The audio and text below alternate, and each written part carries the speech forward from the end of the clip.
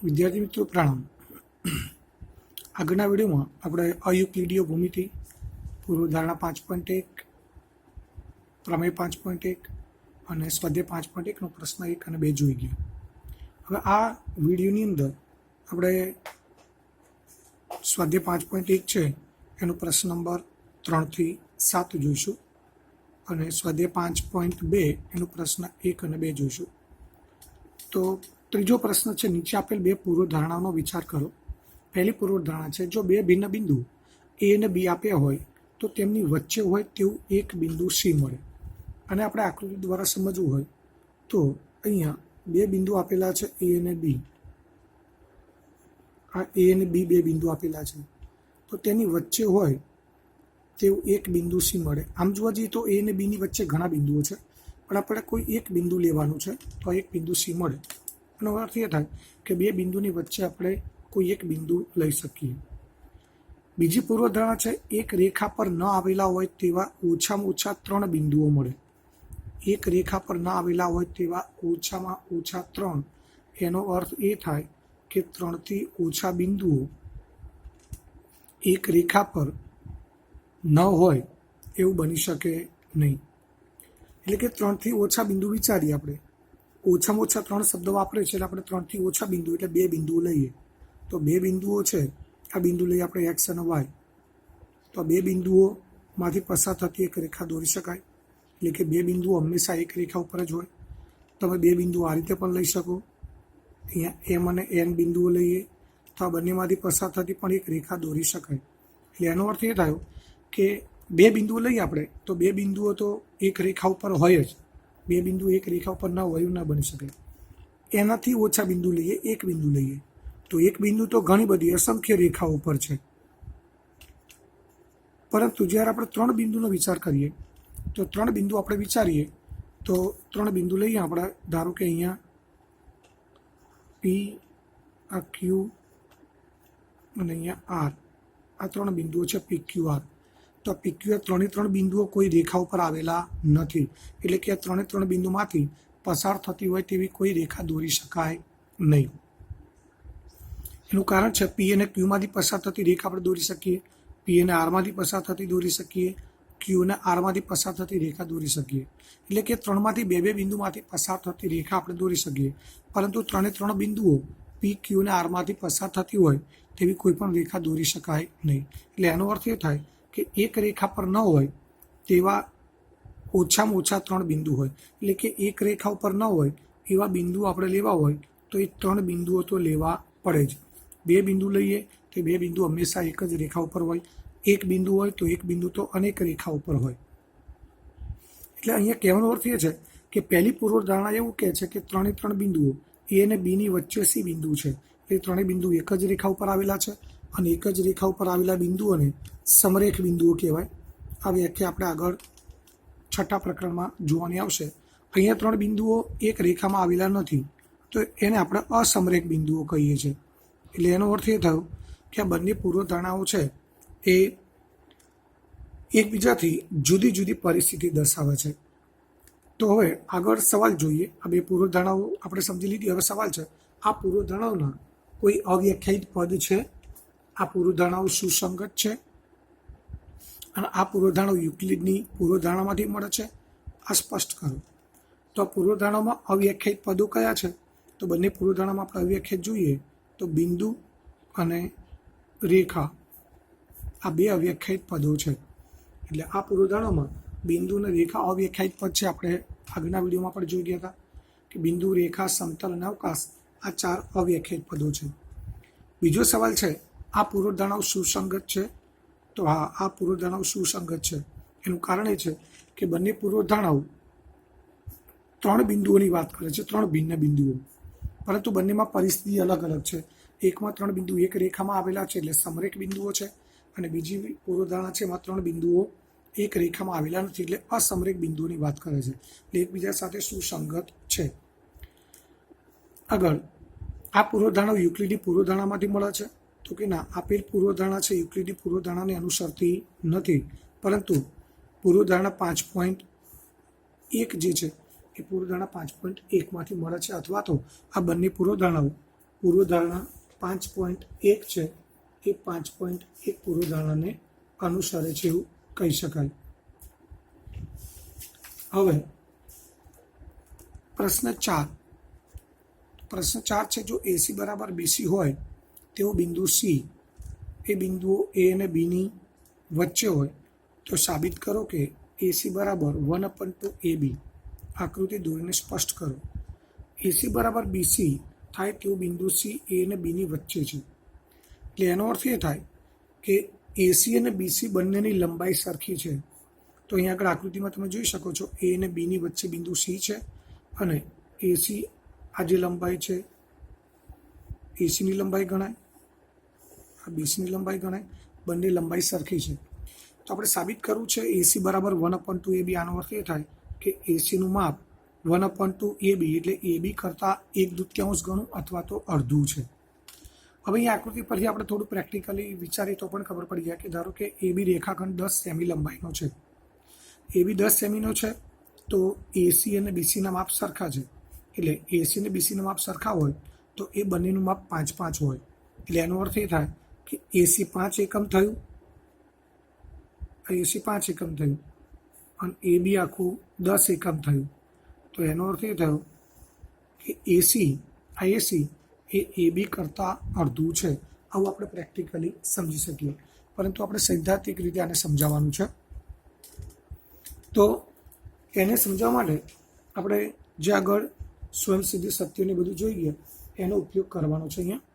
તો આપણે સૌથી પહેલાં આપણને જે પરિસ્થિતિ આપેલી છે એનીથી શરૂઆત કરીએ. તો આપણને આપેલું છે AC બરાબર BC. તો સૌથી પહેલાં આપણે અહીંયા લખી દઈએ AC બરાબર BC જે આપણને આપેલું છે.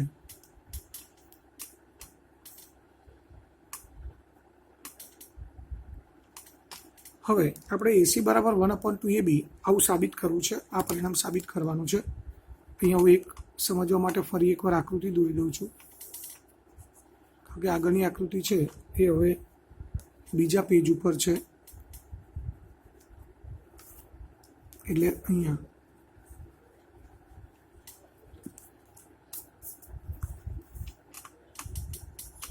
A બિંદુ છે, આ B બિંદુ છે, આ વચ્ચે C બિંદુ છે. આ બંનેની લંબાઈ સમાન છે. AC બરાબર BC આપણને આપેલું છે. હવે સાબિતી જે છે ભૂમિતિની અંદર, સાબિતીની અંદર આપણે જે કંઈ આગળની પૂર્વધારણાઓ, વ્યાખ્યાઓ કે પ્રમેયો જાણતા હોય તો એ બધાનો અહીંયા આપણે એક પછી એક ઉપયોગ કરવાનો હોય. તેમાં આપણે સ્વયંસિદ્ધ સત્ય જોઈ ગયા છીએ. એ સ્વયંસિદ્ધ સત્ય 2 હતું. સરખામાં સરખું ઉમેરતા સરવાળા સરખા રહે. તો AC અને BC તો સરખા જ છે. AC અને BC સરખા છે. આપણે સાબિત કરવું છે AC બરાબર 1/2 AB. એટલે મિત્રો સાબિતીમાં ખાસ સમજવાનું છે, અહીંયા આપણને જે પરિણામ આપેલું છે એ આના સાબિત કરવું છે. એમાં બંને બાજુ ડાબી બાજુ તો સરખી જ છે. અહીંયા ડાબી બાજુ AC છે, અહીંયા ડાબી બાજુ AC છે. જમણી બાજુ અલગ અલગ છે, અહીંયા AB છે અને અહીંયા BC છે. તો આપણે આકૃતિ પરથી એ વિચારવાનું કે આપણી પાસે BC આપેલું છે અને AB લાવવું છે. તો અહીં આકૃતિમાંથી જોઈએ તો આ BC છે. BC અને ABમાં ફરક શું છે, અથવા તો BC પરથી AB લાવવા માટે શું કરવું પડે? તો AB ક્યારે મળે? BC અને ACનો સરવાળો કરીએ એટલે આપણને AB મળે. મિત્રો ફરી એકવાર, આપણે જમણી બાજુ BC છે એના બદલે AB લાવવું છે. તો BC પરથી AB ત્યારે જ મળે કે જ્યારે આપણું માપ આ BC છે અને એમાં AC ઉમેરીએ, એટલે કે AC પ્લસ કરીએ ત્યારે આપણને AB મળે. તો એનો અર્થ એ થાય કે આપણે BCમાં AC ઉમેરવું છે. એટલે અને વચ્ચે બરાબરની નિશાની છે એટલે આને ગણિતની ભાષામાં સમતા કહેવાય. સમતા એટલે સમાનતા. ડાબી બાજુ જમણી બાજુ બંને પરિણામ સરખા હોય એટલે એને સમતા કહેવાય.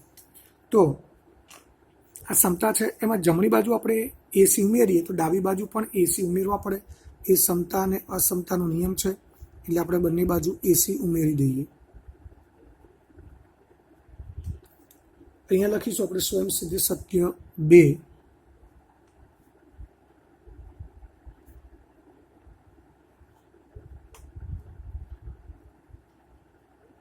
સ્વયંસિદ્ધ સત્ય પરથી બંને બાજુ આપણે AC ઉમેરીએ. એસી ઉમેરતા. હવે આકૃતિમાં જોઈશું આપણે અહીંયા એસી પ્લસ એસી આપણે 2AC લખી શકીએ. એસી ને એસીનો સરવાળો 2AC થાય. આકૃતિ પરથી જોઈએ તો બીસી અને એસી આ બંનેનો સરવાળો કરીએ એટલે આપણને આખો રેખાખંડ એબીની લંબાઈ મળે, એટલે એબી થઈ ગયું. એટલે એસી બરાબર 2AB. હવે આ પણ બંને સરખા છે, ડાબી બાજુ જમણી બાજુ સરખી છે. હવે બંને બાજુ આપણે સરખાને આપણે સ્વયંસિદ્ધ સત્ય 2 છે, સરખામાં સરખું ઉમેરતા સરવાળા સરખા રહે. એ જ રીતે બીજું સ્વયંસિદ્ધ સત્ય હતું, સરખામાંથી સરખા બાદ કરતા પરિણામ સરખું મળે.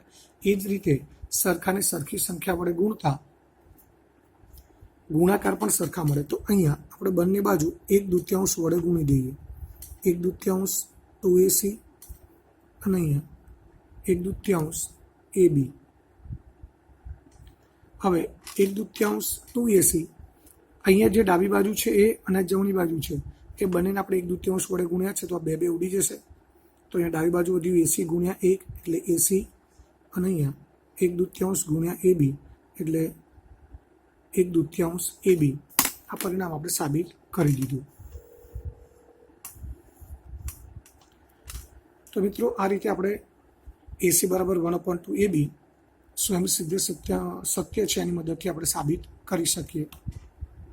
ફરી એકવાર સમજાવી દઉં છું. આપણે શરૂઆત કરતી આપવાનું જે પરિણામ છે એસી બરાબર બીસી ઉપરથી આપણે એ ધ્યાન રાખવાનું કે જમણી બાજુ એબી લાવવો છે તો એબી લાવવા માટે બીસીની અંદર એસી ઉમેરવો પડે. એટલે બંને બાજુ આપણે એસી ઉમેરી દીધા. ડાબી બાજુ એસી પ્લસ એસી 2AC પરિણામ મળ્યું. જમણી બાજુ બીસી અને એસીનો સરવાળો થયો એબી. હજુ આપણે એ જોઈએ છે કે એબીની આગળ 1/2 લાવવા છે અને 1/2 લાવવા માટે એબીને 1/2 વડે ગુણવા પડે. તો ડાબી બાજુ પણ 1/2 વડે ગુણવા પડે. એટલે બંને બાજુ 1/2 વડે ગુણાકાર કર્યો તો અહીંયા 2 કેન્સલ થઈ ગયા. એટલે ડાબી બાજુ એસી વધ્યું, જમણી બાજુ 1/2 એબી વધ્યું. ત્યારબાદ પ્રશ્ન નંબર 5. પ્રશ્ન નંબર 5 છે એમાં બિંદુ સી, પ્રશ્ન 4માં જે બિંદુ સી છે એ એ અને બીની વચ્ચે હતું. હવે અહીંયા એવું કીધું છે કે બિંદુ સી એ રેખાખંડ એ બીનું મધ્ય બિંદુ છે. કારણ કે એ અને બીની વચ્ચે સી બિંદુ હોય તો સી બિંદુ એ રેખાખંડ એ બીનું મધ્ય બિંદુ કહેવાય. તો આપણે સાબિત કરવું છે કે દરેક રેખાખંડને એક અને માત્ર એક જ મધ્ય બિંદુ હોય એવું આપણે સાબિત કરવું છે. હું અહીંયા નાની આકૃતિ બાજુમાં દોરું છું સમજવા માટે.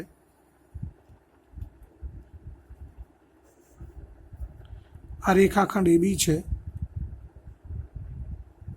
અહીંયા બિંદુ સી છે, આપણે જોઈ શકીએ છીએ એ અને બીથી સમાન અંતરે છે.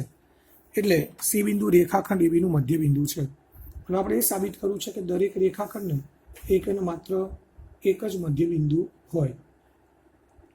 તો હવે પ્રશ્ન 4માં અહીં આકૃતિમાં દર્શાવ્યા મુજબ રેખાખંડ એ બીનું મધ્ય બિંદુ સી છે. રેખાખંડ એ બીનું મધ્ય બિંદુ સી છે તો ઉપર આપણે સાબિત કર્યું એસી બરાબર 1/2 AB થાય. તો અહીં આપણે એસી બરાબર 1/2 AB લખી શકીએ. હવે આ સી બિંદુ છે એ મધ્ય બિંદુ છે એટલે એનો અર્થ એ થાય કે મધ્ય બિંદુ હોવાની શરતો છે. એમાંની એક શરત એવું છે કે બિંદુ સી એ અને બીની વચ્ચે હોવું જોઈએ, એ વચ્ચે તો છે જ, અને એ અને બીથી સમાન અંતરે હોવું જોઈએ. તો બંનેથી સમાન અંતરે છે. મિત્રો આ જે વચ્ચે ઊભી લાઈન કરી છે એ લાઈન એવું દર્શાવે છે કે એસીની લંબાઈ અને આ બીસીની લંબાઈ બંને સરખી છે. સરખા માપ માટે આ સરખી નિશાની કરેલી છે. તો અહીંયા સી બિંદુ છે બંને શરતોનું પાલન કરે છે એટલે કે એ અને બીની વચ્ચે છે તથા એ અને બીથી સમાન અંતરે છે. હવે ધારો કે આપણે ઘણી વખત સાબિતીની અંદર આપણી જાતે પણ કંઈક ધારીને આગળ ઘણી બધી શરતો પૂર્વધારણાનો ઉપયોગ કરવાનો હોય છે. તો આપણે ધારો કે બિંદુ ડી લઈએ. ધારો કે બિંદુ ડી એ રેખાખંડ એ બીનું મધ્ય બિંદુ છે.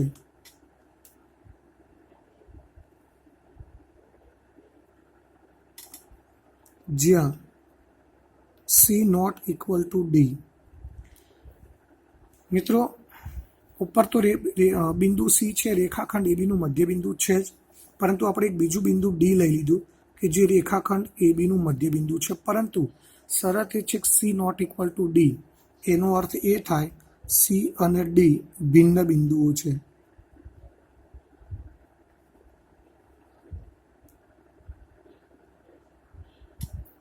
સી અને ડી બંને ભિન્ન બિંદુઓ છે. તો હવે ડી પણ એબીનું મધ્યબિંદુ છે, તો માટે અહીંયા આપણે ખાલી કલ્પના કરવાની છે. હું અહીંયા ડી બિંદુ મૂકી દઉં છું. તો ડી પણ એબીનું મધ્યબિંદુ છે. હવે ડી મધ્યબિંદુ હોય એબીનું, તો એડી બરાબર 1/2 AB આપણે લખી શકીએ. તો ઉપરનું જે પરિણામ છે, પરિણામ 1 એસી બરાબર 1/2 AB, અહીંયા પરિણામ 2 એસી બરાબર એડી એસી બરાબર 1/2 AB, અહીંયા એડી બરાબર 1/2 AB.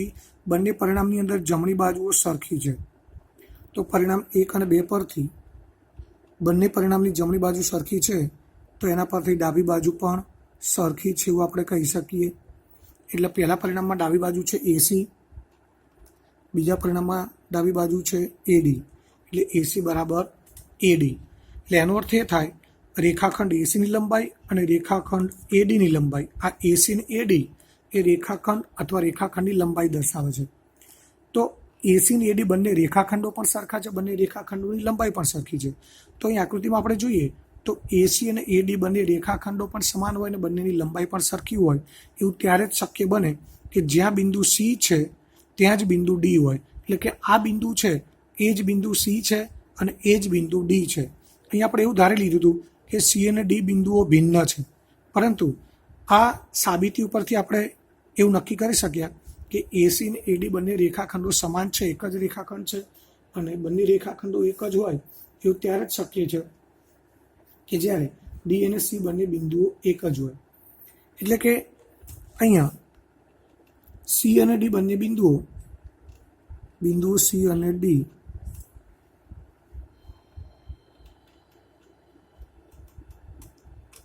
બંને રેખાખંડ એબી પર આવેલા છે.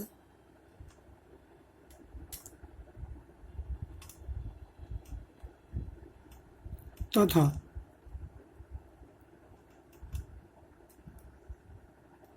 તેમજ બંને બિંદુઓ એ અને બીથી સમાન અંતરે છે.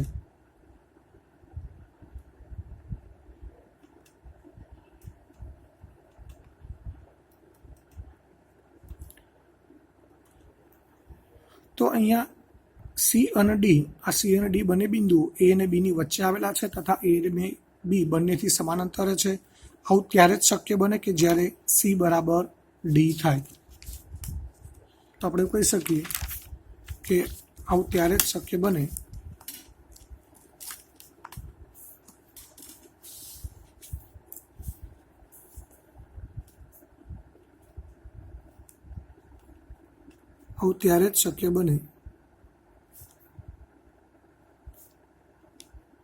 જ્યારે સી બરાબર ડી થાય. એનો અર્થ એ થયો કે આપણે સી અને ડી બંને ભિન્ન બિંદુઓ લીધા હતા, પરંતુ અહીં આપણે સાબિત એવું કર્યું કે સી અને ડી બંને બિંદુઓ એક જ છે. આથી કહી શકાય કે સી અને ડી બંને ભિન્ન બિંદુઓ આપણે ધારી લીધા હતા, પરંતુ એ સી અને ડી બંને બિંદુઓ એક જ છે એવું સાબિત કર્યું. એટલે એનો અર્થ એ થાય કે સી અને ડી બંને રેખાખંડ એબીના મધ્ય બિંદુ હતા અને બંને બિંદુ આપણને એક જ મળ્યા. આથી કહી શકાય કે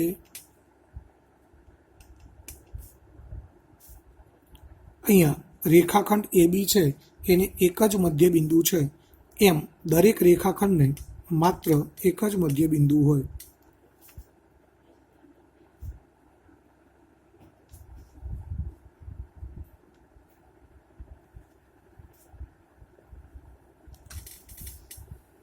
તો આ રીતે આપણે સાબિત કરી શકીએ કે દરેક રેખાખંડને માત્ર એક જ મધ્ય બિંદુ હોય છે.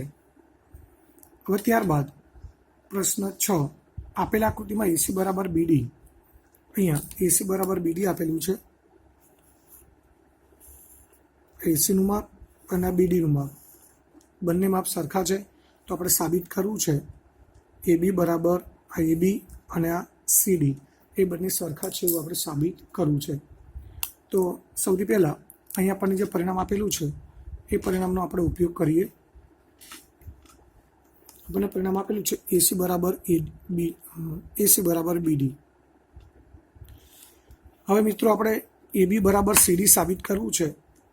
આપણને આપેલું છે આ એસી અને બીડી સરખા છે. આપણે સાબિત કરવું છે એબી અને સીડી સરખા સાબિત કરવા છે. તો એનો અર્થ એ થાય કે ડાબી બાજુ આપણે એસીના બદલે એબી લાવવું છે અને જમણી બાજુ બીડીના બદલે સીડી લાવવું છે. તો ડાબી બાજુ એસીના બદલે એબી લાવવું હોય તો એસીના જગ્યાએ એબી લાવવા માટે આ એસી છે એમાંથી બીસી બાદ કરવું પડે. એ જ રીતે જમણી બાજુ બીડી છે, આ બીડી છે એમાંથી સીડી લાવવું હોય તો એમાં પણ બીસી બાદ કરવું પડે. પરંતુ બાદ કરતાં પહેલાં અહીં આપણે એવું કહી શકીએ કે રેખાખંડ એસી એટલે એબી અને બીસીનો સરવાળો છે. એટલે એસીની જગ્યાએ આપણે એવું લખી શકીએ એબી પ્લસ બીસી. એ જ રીતે બીડી છે એ બીસી અને સીડીનો સરવાળો છે એટલે બીડી બરાબર બીસી પ્લસ સીડી. આનું કારણ એ થાય કે કારણ કે એબી પ્લસ બીસી એ એસીને બંધ બેસતા છે.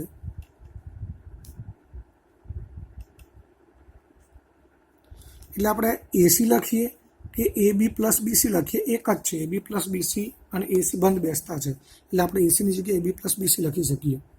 તથા બીસી પ્લસ સીડી અને બીસી પ્લસ સીડી એ બીડીને બંધ બેસતા છે.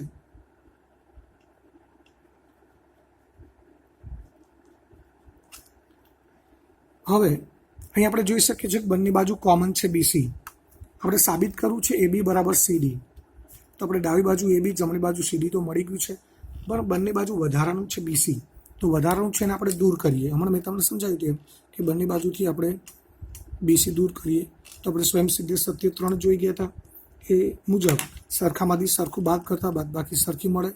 તો બંને બાજુથી આપણે બીસીને બાદ કરીએ.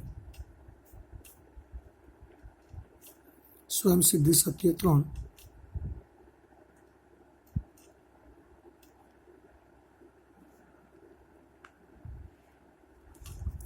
હવે અહીંયા બીસી પ્લસ અને માઇનસ કેન્સલ થઈ જશે. અહીંયા બીસી પ્લસ માઇનસ કેન્સલ થઈ જશે. તો ડાબી બાજુ વધશે ખાલી એબી, જમણી બાજુ વધે સીડી. તો અહીંયા આપણે એબી બરાબર સીડી સાબિત કરી દીધું. ફરી એકવાર સમજાવી દઉં છું. એસી બરાબર બીડી આપણને જે પરિણામ આપેલું છે એ અને જે સાબિત કરવાનું છે બંને ખબર હોવી જોઈએ. અને જે આપેલું છે પરિણામ ત્યાંથી શરૂઆત કરીએ. એસી બરાબર બીડી આપેલું છે. હવે એસી આપણે એસીની જગ્યાએ શું લખી શકીએ? તો એસી એટલે એબી પ્લસ બીસી. એ રીતે બીડી એટલે બીસી પ્લસ સીડી એવું આપણે લખી શકીએ. હવે આપણે આટલે સુધી પહોંચી ગયા. હવે આપણે એ જોવું છે કે સાબિત શું કરવું છે? તો સાબિત કરવું છે એબી બરાબર સીડી. તો અહીંયા એબી બરાબર સીડી બતાવવું છે. એનો મતલબ અહીંયા બંને જગ્યાએ બીસી આપણી માટે વધારાનું છે.